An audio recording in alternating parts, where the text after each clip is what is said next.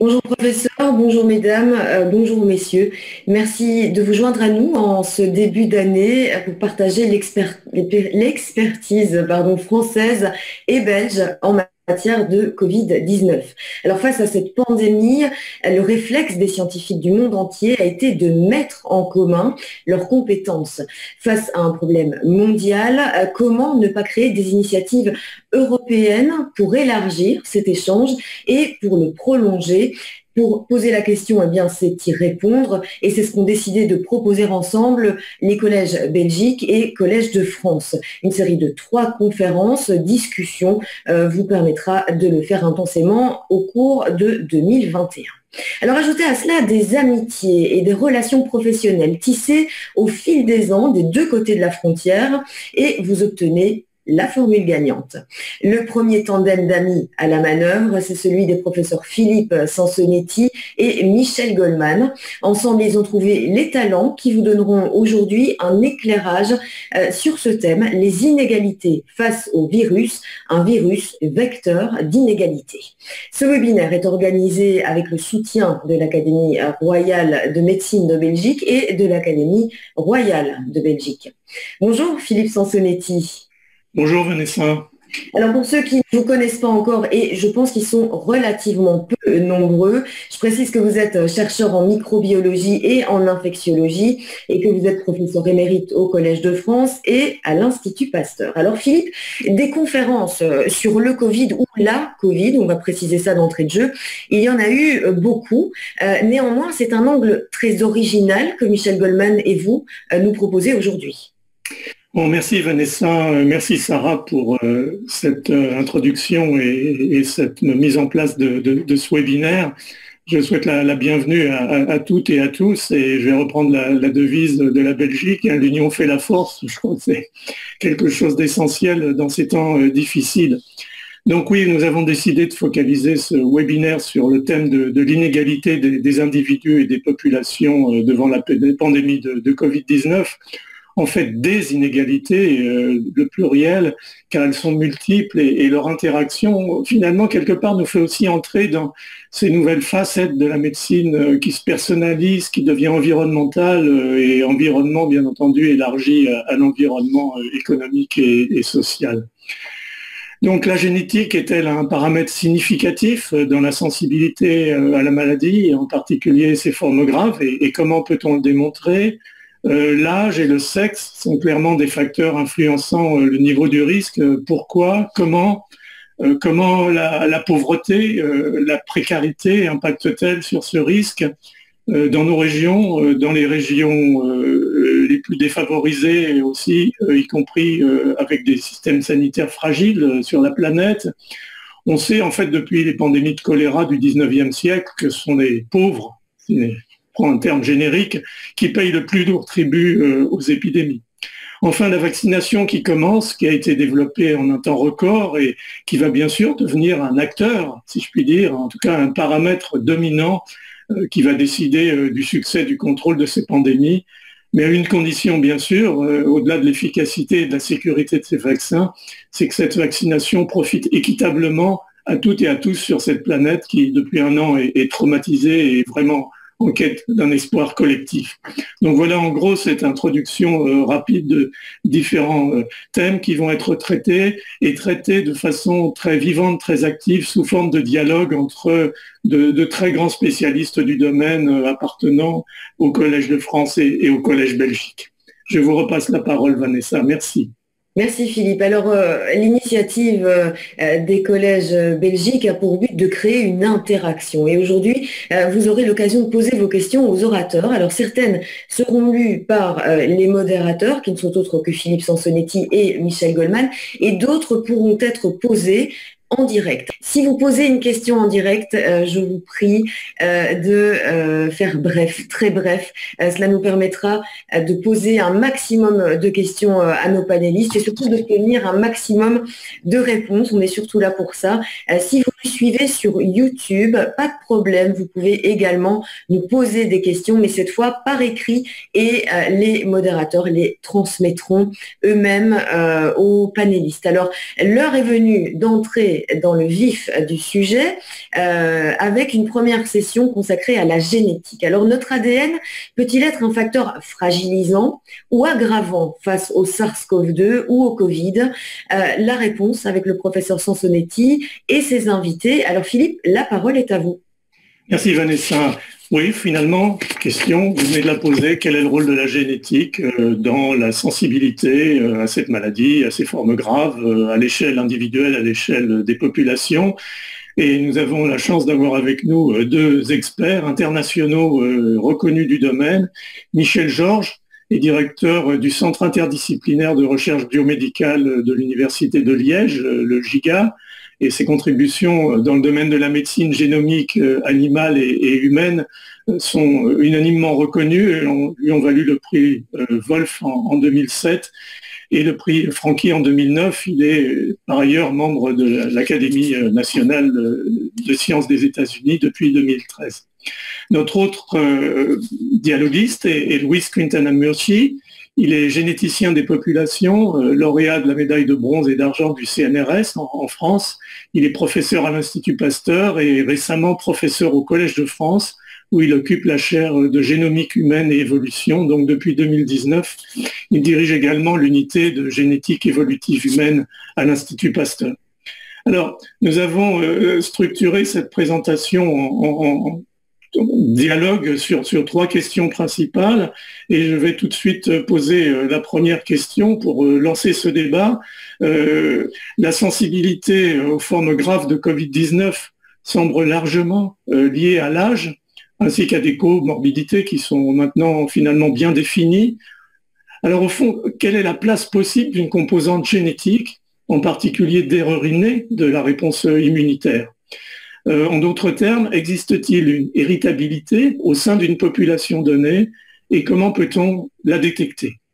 Michel Georges, je pense, peut commencer à répondre à cette question. Merci.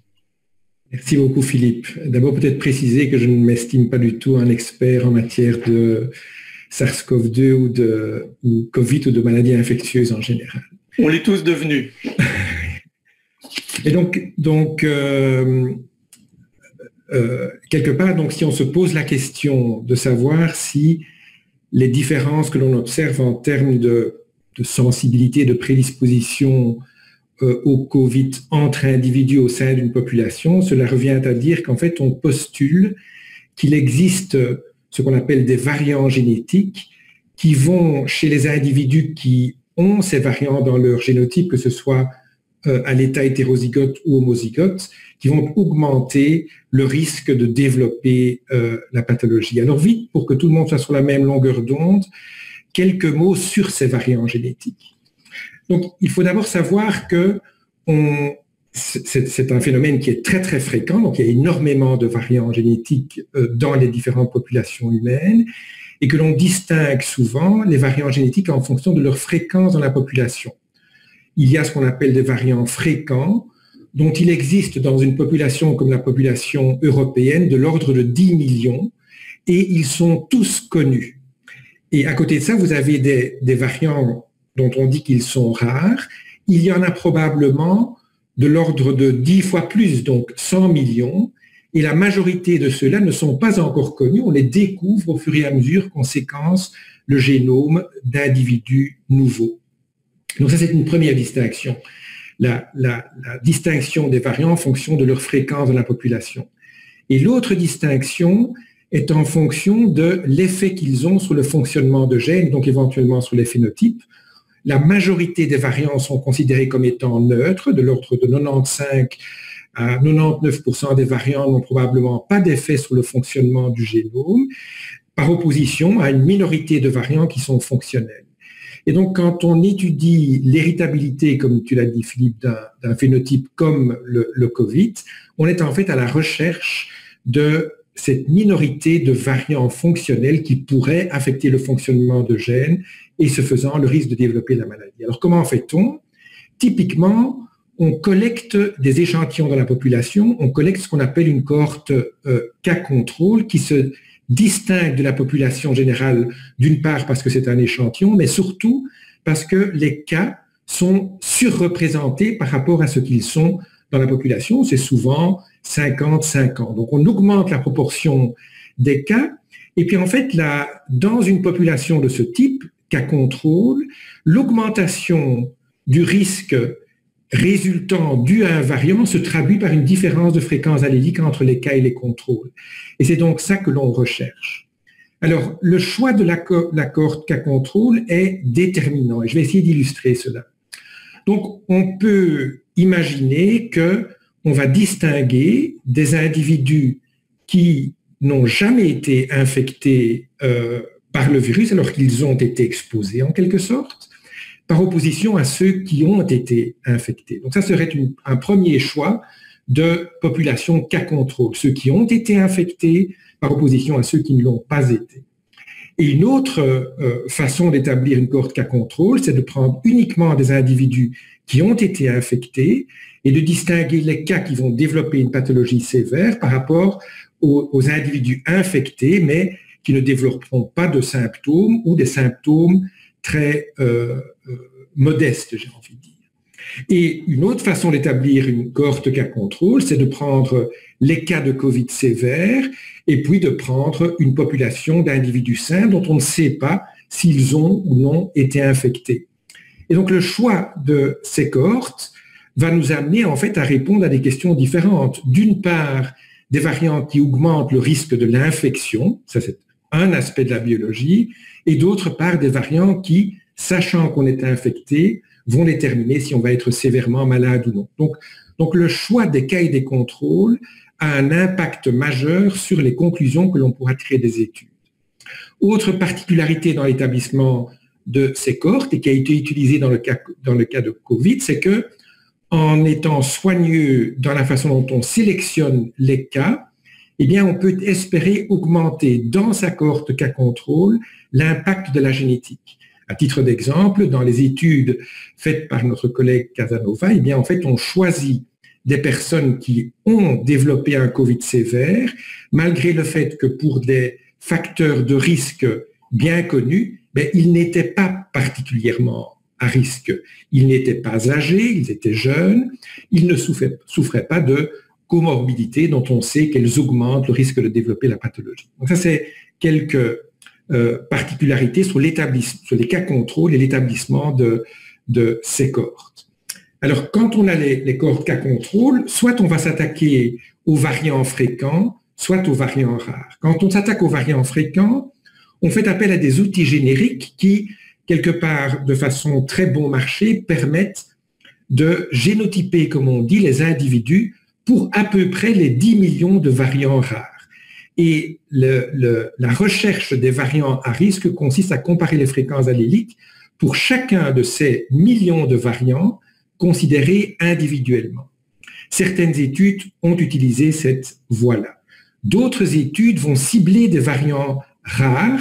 Ils cherchent en fait presque des formes monogéniques de sensibilité à la maladie, donc ce que Casanova appelle les inborn errors of immunity.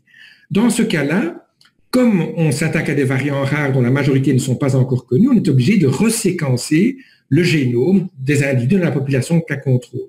Donc, au lieu de pouvoir recourir à une méthode générique, on doit faire du séquençage qui devient de plus en plus performant, mais qui est quand même encore un obstacle par rapport à ces études. Souvent, les cohortes sont de plus petite taille.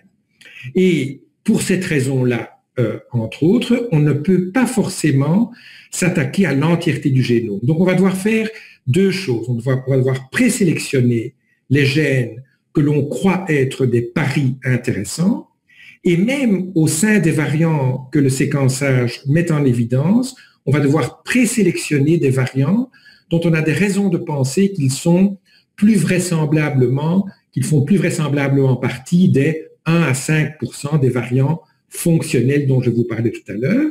Et on ne va pas pouvoir faire une étude pour chaque variant individuellement, on va devoir les agréger, soit par gène, soit même par ensemble de gènes, comme ça a été fait dans les études réalisées à ce jour pour le Covid.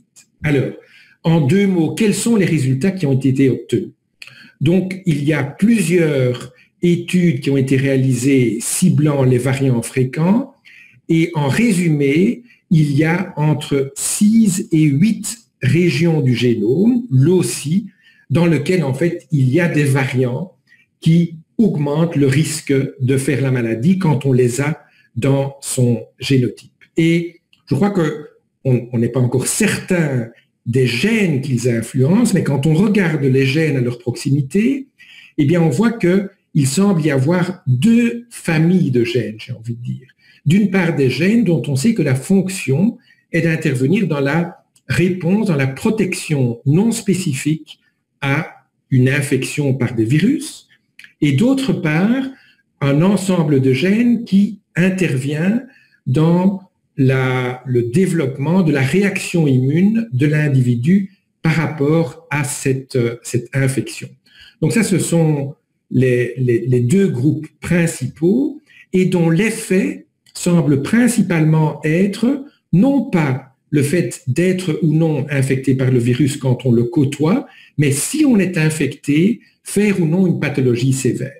Et puis, il y a un 3e locus intéressant qui est le groupe sanguin ABO, qui a un effet important également, mais cet effet semble se situer plutôt dans le fait d'être ou non infecté quand on est exposé au virus. Et une autre particularité attendue quelque part de ces études, c'est que les variants que l'on détecte sont des variants régulateurs plutôt que codants. Donc, ils vont déterminer le taux, le profil d'expression du gène plutôt que modifier le produit du gène. Ce qui est intéressant également, c'est que on ne voit dans ces études, pour l'instant pas, des variants dont on pourrait s'attendre à ce qu'ils soient révélés dans ces études parce qu'ils déterminent les comorbidités, l'adiposité ou l'hypertension, etc. Donc, pour l'instant, en fait, on ne les voit pas encore avec les cohortes existantes. Donc, les variants qui sortent sont des variants qui, quelque part, sont spécifiques, j'ai envie de dire, du SARS-CoV-2 et du COVID. Alors, pour ce qui est du second type d'études, donc les études qui ciblent les variants rares et donc des formes que je vais appeler monogéniques, on peut en parler tout à l'heure, eh bien oui, dans une étude qui ciblait de l'ordre d'une dizaine, 13 gènes pour être plus précis, qui avaient été choisis sur base de leurs fonctions existantes et l'effet qu'ils ont dans d'autres pathologies induites par des virus, on trouve en effet, dans cette étude-là, on mentionnait 3,5% des patients atteints de COVID sévère sont porteurs de mutations qui ont probablement des effets marqués, qui ont des pénétrances élevées, comme on dit, dans des gènes dont on sait qu'ils interviennent dans la réponse immune et en particulier la réponse liée aux interférons.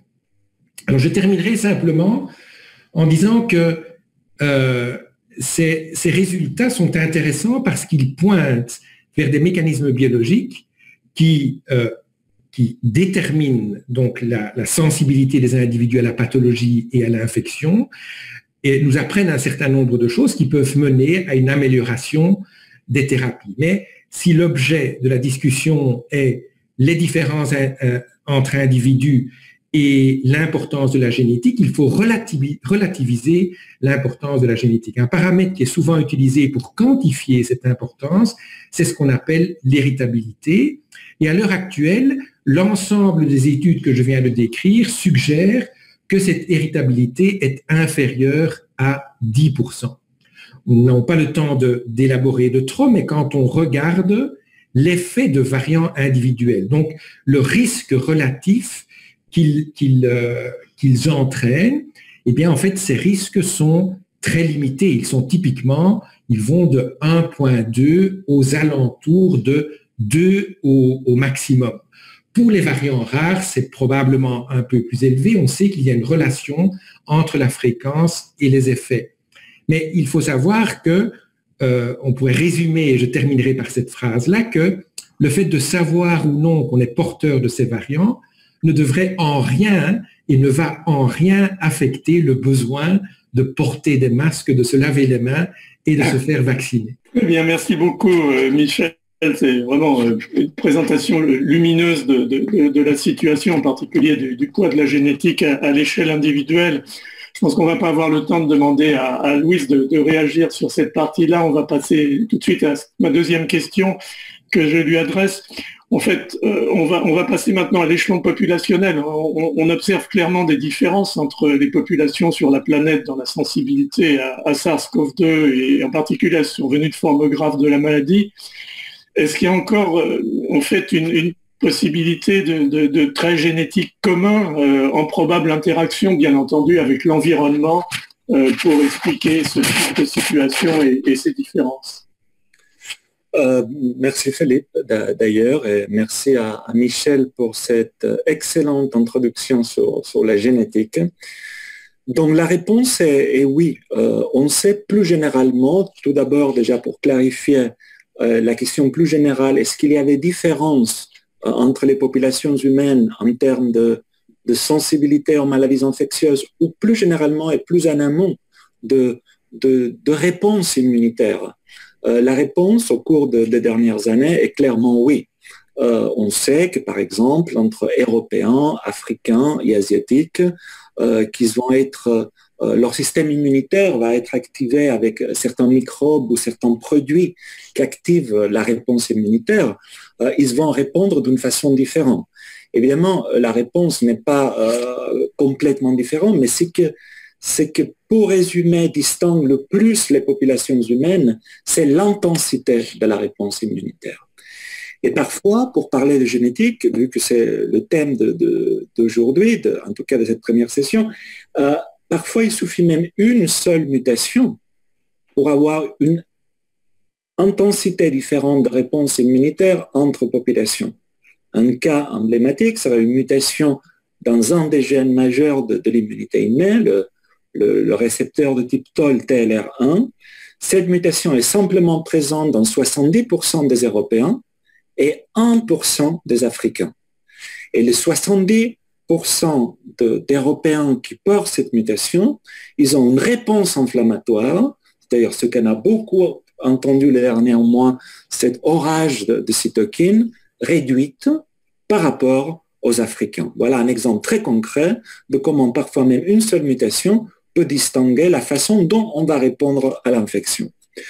Pour revenir au Covid, les études d'association dont Michel Georges parlait, une des régions du génome qui était plus répliquée, qui paraît plus véritablement associée à un risque accru à être hospitalisé et être intubé, tout en particulier à cause d'une COVID-19 sévère, c'est une région dans le chromosome 3 qui contient 6 gènes. Et le facteur de risque est présent dans 16% des Européens, 50% des Asiatiques du Sud, de l'Inde, 63% au Bangladesh, ce qui monte déjà est 0% en Afrique environ. Alors, est-ce que cette différence de distribution de fréquence allélique, de ce facteur de risque, de gravité de la COVID-19 a un véritable effet? Bon, une étude indépendante au Royaume-Uni a montré que les individus vivant au Royaume-Uni d'origine bangladaise, ils ont deux fois plus de chances de mourir de la COVID-19 que les mêmes individus anglais d'origine britannique, tout en corrigeant par les facteurs de risque connus, âge, sexe, indice de masse corporel, etc. Ce qui, je trouve, plus intéressant de ces différences entre populations, par rapport en particulier, et je prends l'exemple concret parce que ça me paraît beaucoup plus parlant, de ce facteur de risque du chromosome 3, c'est que l'allèle ou les allèles de risque sont présents dans 0% des populations d'origine asiatique de l'Est. Chine, Japon, 1% au Vietnam. Donc, ça nous fait poser des questions sur est-ce que ce très faible taux de mortalité qu'on observe chez les populations asiatiques de l'Est par rapport au nombre de cas infectés pourrait en tout cas en partie être dû à une protection innée de ces individus. Plusieurs plusieurs travaux soutiendraient que la réponse est oui, en tout cas en partie. Déjà, il y a la partie de l'immunité acquise. Ces populations semblent avoir été exposés, plusieurs travaux le montrent, à différents types de coronavirus dans les dernières années. L'exemple classique, l'épidémie de SRAS en 2002-2003, à d'autres coronavirus, ce qui aurait pu faire que dans les temps courts, c'est-à-dire dans la vie de ces individus, leur système immunitaire a déjà vu d'autres coronavirus, donc ils seraient déjà plus préparés à répondre à la pandémie actuelle. Mais ce qui est aussi intéressant, c'est que si on regarde une autre étude aux États-Unis, que c'est une étude basée sur de 23andMe, en gros c'est une société qui fait l'histoire généalogique des individus. Ils ont comparé différents groupes ethniques, tous vivant aux États-Unis, et ce qu'ils montrent, c'est que ceux d'origine latino et les Afro-Américains, ils ont bien plus de chances d'être hospitalisés à cause d'une maladie Covid-19 sévère que les Américains d'origine européenne, même si on corrige par l'âge, le sexe, obésité, hypertension et diabète. Ce qui suggère qu'en effet, ce qu'on dit en anglais la ancestry, c'est-à-dire nos origines génétiques, justement, pourraient en partie jouer un rôle dans la sévérité du Covid-19. Très bien, Louis. Donc ça nous montre quelque part que par rapport à ce que disait Michel, et peut-être Michel peut intervenir là-dessus, l'impact génétique, au fond, se verrait plus quasiment à l'échelle populationnelle qu'à l'échelle individuelle. C'est un peu difficile dans la tête d'un non-généticien d'intégrer tout ça, mais c'est absolument fascinant. Michel, peut-être un mot ? Mais je crois que ça mériterait donc un peu comme tu dis, Philippe, est-ce qu'on parvient à réconcilier les observations des effets de certains variants tels qu'ils sont quantifiés à l'intérieur de la population, d'allier l'estimation de ces effets avec des différences de fréquences alléliques observées pour ces variants entre les populations, et puis éventuellement de dire dans quelle mesure est-ce que ça peut contribuer aux observations que Louis a mentionnées.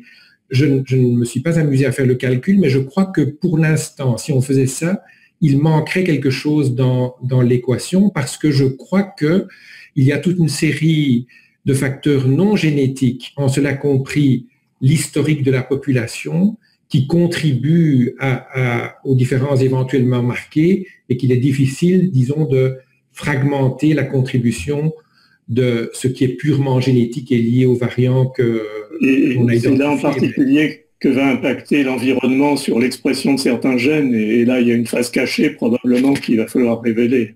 Oui, et puis il y a quelque chose dont je sais que Louis aime bien, c'est le fait que c'est les interactions environnement-gènes qui font qu'un même variant, en fonction de l'environnement dans lequel il s'exprime, peut avoir des effets très différents. Absolument. Merci, Michel. Louise, peut-être en quelques mots, parce que le temps presse, il y a quand même une question passionnante qu'on avait prévu de discuter, donc si on peut la discuter relativement rapidement, c'est celle quel peut être l'effet d'une pandémie sur l'évolution de l'espèce humaine, et inversement, est-ce qu'une pandémie comme Covid-19 peut nous révéler des choses importantes, particulièrement sur tout ce sujet du métissage, de la transmission horizontale, bien sûr, de gènes de l'homme de la période néandertalienne à Homo sapiens. Il y a là-dedans une espèce de plongée fascinante à laquelle nous force le Covid dans nos origines. Est-ce que tu peux nous dire quelques mots là-dessus ? Bien sûr, donc très rapidement, juste deux exemples de comment les pandémies passées ont pu affecter notre santé actuelle. Une, c'est justement, je reviens encore aux Asiatiques. On voit que les Asiatiques, par rapport au Covid, montrent un taux de mortalité faible par rapport au nombre de cas. Donc, une étude fascinante de Stanford s'est planchée sur l'étude de 420 VIPs. Qu'est-ce que sont les VIPs? Ce sont des virus interacting proteins, sont des gènes de l'hôte humain qui interagissent avec les virus. Et se sont focalisés sur ces 400 molécules qui interagissent spécifiquement avec les coronavirus. Ils se sont posé la question, on va chercher des signaux de sélection, des signaux d'adaptation des populations humaines à travers ces gènes au coronavirus. Ils étudient 26 populations humaines à travers le monde et ils trouvent des signaux de sélection uniquement et exclusivement chez les populations asiatiques. 0 en Afrique, 0 en Europe, 0 en Amérique. Ce qui soutient l'hypothèse que pas hier ou il y a 10 ans avec l'épidémie de SARS en 2002, mais ils datent même que les Asiatiques de l'Est ont été soumis à la pression de sélection des coronavirus depuis 25 000 ans. Deuxième exemple. Tu disais, Philippe, on sait tous que ceux d'entre nous d'origine européenne ou asiatique, on a dans nos génomes environ 2-3% de matériel qui vient de Néandertal. Nous sommes les descendants de ceux qui ont quitté l'Afrique il y a 60 000 ans, qu'ils arrivent en Europe, par exemple, ils n'étaient pas adaptés au virus européen. Tandis que Néandertal, ça faisait au moins 300 000 ans qu'habitait en Europe et il était adapté. Donc, pour conclure, ce métissage avec Néandertal a permis à nous, à nos ancêtres, d'acquérir des mutations qui nous ont permis de mieux survivre au virus en particulier. Ça a été montré que si on regarde ce matériel néandertal qu'il y a en nous, il est enrichi en gènes de l'immunité innée et en particulier des gènes qui sont impliqués dans les réponses antivirales. Et dernier exemple par rapport au Covid, la fameuse région du chromosome 3 qui est associée à un risque accru d'être hospitalisé à cause d'une maladie grave de Covid-19 est héritée de Néandertal. Comme quoi, il y a beaucoup de choses qu'on peut remercier à Néandertal parce que nous a permis de mieux s'adapter au froid et de survivre à plein de virus différents, mais pas en particulier pour cette région du chromosome 3 qui est présente dans les 16% des Européens et qui augmente de 60% le risque d'être hospitalisé. Merci Louis. Michel, un commentaire? Non, simplement dire que je suis toujours... je trouve que parmi les résultats scientifiques de la dernière décennie, ceux qui ont illuminé quelque part le passé, notre passé, en particulier les relations qu'on a entretenues à une époque où on côtoyait d'autres homininés en allant dans les grandes surfaces, c'est vraiment fascinant, je trouve. Et donc cette contribution même en termes de sensibilité au SARS-CoV-2, je trouve est assez extraordinaire. En fait, ça me donne presque la chair de poule chaque fois que j'en entends parler. C'est exactement mon sentiment. Vanessa, il nous reste 4 minutes, si je vois bien. Alors, il nous reste effectivement 4 minutes. Alors, est-ce qu'il y a des questions? Voilà, moi je ne vois aucune question pour l'instant dans le Q&A. Donc, si l'un d'entre vous veut poser une question, qu'il s'exprime. Moi, je voulais peut-être prendre mon privilège de modérateur pour poser une question à tous les deux. Au fond, ce que j'ai vraiment tiré de ce que j'ai entendu à la fois de Michel et de Louis, c'est au-delà des technologies, du séquençage, de l'analyse des données, de la bioinformatique, il y a quelque chose d'énorme, c'est la méthodologie de mise en place des cohortes et finalement la précision et l'ambition des questions qu'on peut poser. Et ce que je voulais leur demander, c'est, au fond peut-être de façon presque humoristique, qu'est-ce que serait la cohorte de vos rêves finalement? Quelles sont les questions que vous voudriez poser à ce stade, grâce, entre guillemets, à Covid-19? Il faut bien qu'il y ait des aspects positifs aussi dans la connaissance.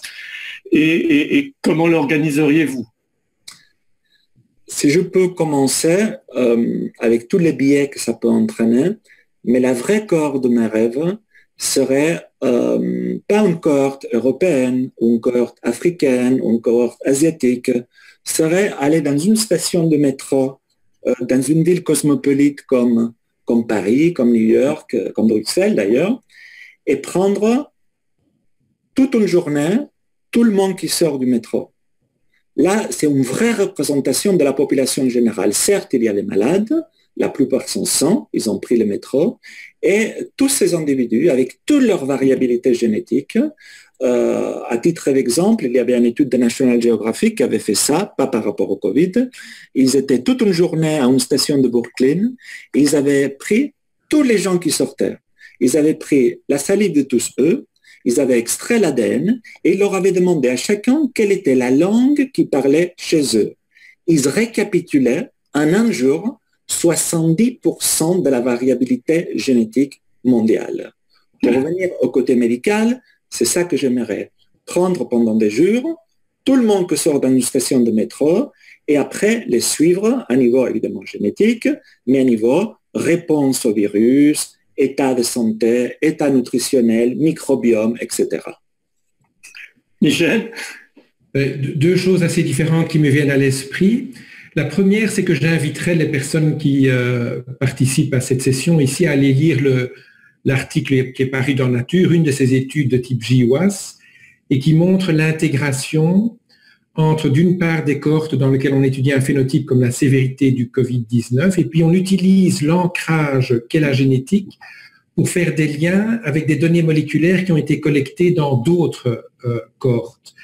Ce qui permet, par exemple, de faire ce qu'on appelle aujourd'hui des TWAS, c'est-à-dire ne pas poser la question est-ce que tel variant est associé à la pathologie, mais est-ce que le taux d'expression d'un gène est associé à la pathologie, ce taux d'expression étant prédit en utilisant les marqueurs comme ancrage. Donc, ce que je veux simplement dire, c'est qu'on voit à l'heure actuelle non seulement des cohortes dans lesquelles différents types de phénotypes sont collectés, des phénotypes qui peuvent être cliniques d'un côté, mais d'autre part moléculaires, omiques, et qu'en fait, la génétique partagée est une façon d'intégrer ces données, et cela ouvre toute une série de perspectives qui sont, je crois, vraiment très, très intéressantes. Ça veut dire d'intégrer dans l'étude une analyse transcriptionnelle, enfin métatranscriptomique. Donc en fait, ce papier illustre très bien comment les données d'une expérience bien connue qu'on appelle GTEx ont pu être intégrées avec les données sur le Covid, alors que ces deux populations sont des populations qui sont totalement indépendantes. Donc là, il y a techniquement quelque chose d'intéressant et qui n'est rendu possible que par la génétique, quelque part. Il ne reste plus qu'à écrire les deux projets ou les fusionner et demander soutien financier à l'Union européenne. Et oui, ça serait super. Oui. Ceci étant dit, pour rajouter par rapport au métro et ce qu'a dit Louis, donc en fait, on voit l'importance de cohortes de taille massive. Donc il y a eu en Angleterre une initiative, le UK Biobank, et c'est incroyable de voir quelles sont les potentialités scientifiques ouvertes par ce genre de cohorte. Et moi, ce qui me vient à l'esprit, c'est un parallèle entre Facebook et Twitter et les réseaux sociaux et ce genre de choses, d'autant plus que ce sont les mêmes sociétés, en fait, qui vont probablement exploiter les données correspondantes. Aujourd'hui, donc, vous avez perdu une partie importante, je veux dire, de votre intimité si vous faites partie de ces réseaux sociaux qui sont exploités pour des raisons commerciales d'une façon qui, quand on y réfléchit, est assez outrancière. Eh bien, les cohortes dont on parle, elles sont en train de se constituer de façon, j'ai envie de dire, automatique, tellement le séquençage devient un outil accessible facilement. Il va rentrer dans la pratique médicale et il est évident qu'un certain nombre de personnes vont organiser les données de telle sorte qu'ils vont pouvoir les miner d'une façon équivalente à ce qu'on fait à l'heure actuelle avec tous nos autres aspects de notre personnalité. Et donc, il y aura énormément d'informations disponibles dans ce type de cohorte associée avec des données du génotype, mais dont on se demande comment, en fait, la société va les mettre à profit. Merci Michel. Michel, on a une question, donc je ne peux pas m'empêcher de vous la poser. Elle est en plus de notre ami Paul-Henri Lambert, qui demande si les différences entre populations influencent les études cliniques pour la vaccination contre le Covid. Ça dépend, 1 minute. rapidement, en théorie, il se pourrait, mais à nouveau, ça dépend dans quelle mesure, comme disait Michel, la génétique, quel pourcentage de la variabilité phénotypique de la réponse immunitaire elle explique. Si c'est important, la réponse est oui, mais je ne pense pas qu'on a encore suffisamment de recul pour le savoir. Théoriquement, oui. Jusqu'à présent, l'individualisation de la vaccination n'a jamais été envisagée. Elle est par essence universelle. Qui dépendent de leur background génétique. Ils n'ont pas besoin de deux doses. Et tandis qu'il y a des individus qu'au lieu de 2, peut-être ils en ont besoin de 3. On verra dans quelques années qu'on aura plus de recul. Très bien. Merci infiniment. Merci Paul-Henri pour la question. C'était fascinant. On aimerait en entendre plus. C'est peut-être aussi le début de quelque chose sur les points qui ont été suggérés, en particulier sur l'expression génique. Donc je vous remercie infiniment d'avoir tenu dans les temps et d'avoir réussi malgré tout à faire passer autant d'informations. Et Vanessa, je vous passe la parole pour la prochaine session.